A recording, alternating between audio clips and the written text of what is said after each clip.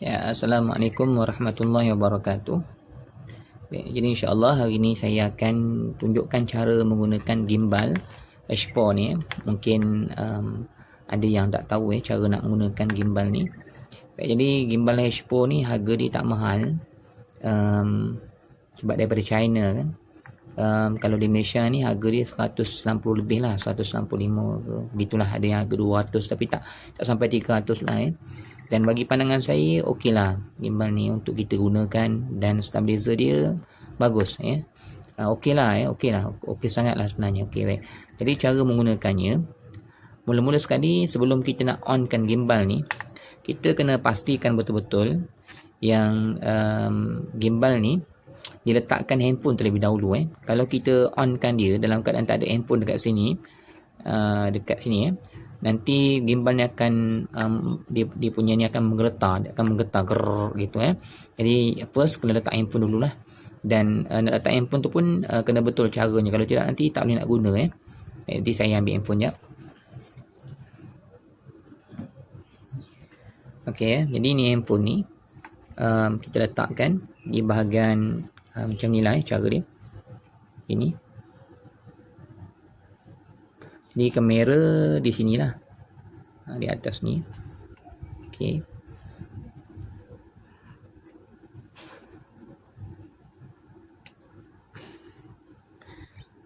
Okey, bila kita dah masukkan, yang kedua yang kita kena pastikan, kita kena tegakkan macam ni.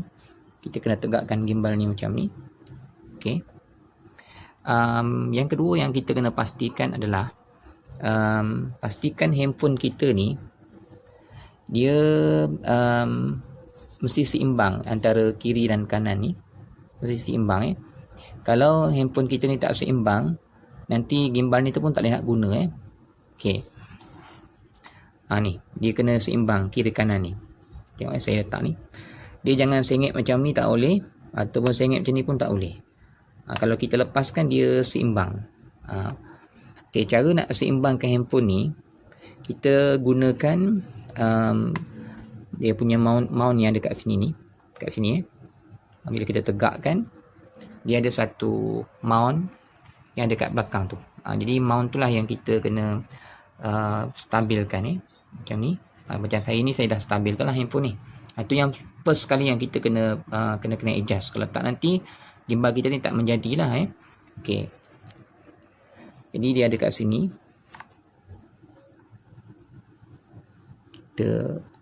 Ni saya dah letakkan. Okey, benda ni dia boleh adjust keluar masuk. Jadi kalau ni default dia, kalau kita tengok kalau macam ni dia akan sengit, nampak. So kita kena, ini asal lah. So kita kena keluarkan sikit supaya dia seimbang. Keluarkan setakat yang sesuai dengan handphone anda lah. Okay, macam handphone yang mungkin lebih berat, dia kena keluar sampai habis lah kan. Macam ni. Okay, ni kira dah stable lah. Okay, bila dah stable macam ni, okay, tengok ni dah stable. Ni pun dah sengit, dah lebih sebenarnya, dah agak sebelah sana. Jadi kita kena masukkan ke dalam sikit, sebab saya dah buka tadi.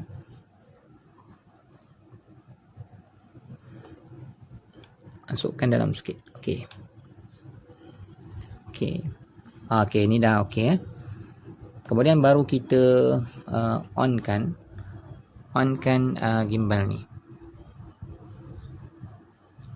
Jadi kita nak onkan dia, kita kena tekan yang di sini, di atas ni, selama 3 saat. Sampai lampu hijau tu menyala, kemudian dia akan sendirilah. Dia akan bergerak sendiri benda ni. Sekejap. Saya tak sesuai lah untuk pemandangan luar ni. Terang.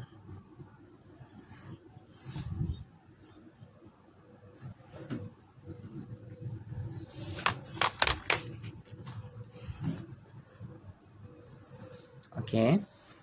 Ni yang ni saya dah on kan. Okey. So sekarang ni untuk kita adjustkan pula kita onkan kamera dia dulu.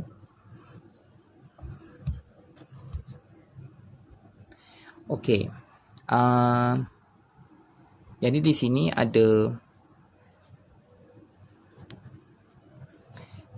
ada joystick so sini kita boleh kanan atau kiri kan dia lah. So bila dah sampai macam ni, kita dah boleh buat rakaman dan sebagainya. Kemudian ni boleh tolak ke atas, ke bawah dan sebagainya. Itu saja sebenarnya, tak susah pun nak adjust perkara ni. Dan di butang ini ada butang kamera kan. Butang kamera ni kita kena onkan bluetooth kat handphone kita ni, yang atas ni, dan kita kena connectkan. Dia ada tulis H4 kat situ. Nanti kita nak record, kita hanya tekan ni saja, butang ni. Tapi sekarang ni saya tak buat lah. Itu tuan-tuan boleh buat sendiri. Yang penting saya nak ajar macam mana nak supaya handphone kita ni boleh kita aktifkan lah. Okay. Kemudian kalau tengok button ni pula, ini button atas ni adalah abang kunci kan. Abang kunci ni, yang ni adalah untuk kita pastikan handphone kita ni tidak bergerak walaupun gimbal kita ni kita pusing ke kanan ke kiri. Maknanya kita lock lah dia punya maknanya tengok kalau saya macam ni pun dia tidak bergerak lah, sebab kita dah lock dia. Maknanya dia tidak mengikut lah, dia tidak mengikut tangan kita walaupun kita pusing dan sebagainya, dia telah di lock. Okey. Kalau di tengah ni dia akan mengikut kiri dan kanan, tetapi dia tidak akan mengikut atas dan bawah. Kalau kita pusing kiri kanan, handphone kita ni akan mengikut sekali lah kiri dan kanan kita tu. Nampak dia ikut. Kalau kita pusing kanan, dia akan pusing kanan. Kalau kita pusing kiri, dia akan pusing kiri. Okey. Maknanya tangan kita ni, kita pusing macam ni, dia akan pusing. Maknanya dia akan ikut tangan kiri, kanan tangan kita lah. Okey. Cuma kalau ke atas ke bawah dia tidak bergerak. Kalau kita turun naik atas bawah tak. Tapi kalau kita pakai yang bawah sekali ni, yang ni full, maknanya kiri kanan dan atas bawah. Kalau kita naik ke atas pun dia akan naik ke atas juga benda ni. Dia akan ke atas, dia ke bawah. Dia akan ke bawah juga. Nampak? Dia akan turun ke bawah. Dia akan ikut kita punya gimbal ni lah. Okay. Kemudian satu lagi saya nak ajar, kalau kita nak buat potret. Kalau potret, kita buat macam ni je. Dia akan jadi potret. Dia akan jadi potret lah. Dia akan jadi potret. Kemudian kalau kita nak kembali ke biasa balik, kita buat macam ni. Dia akan kembali balik lah. Okay, saya rasa itu saja.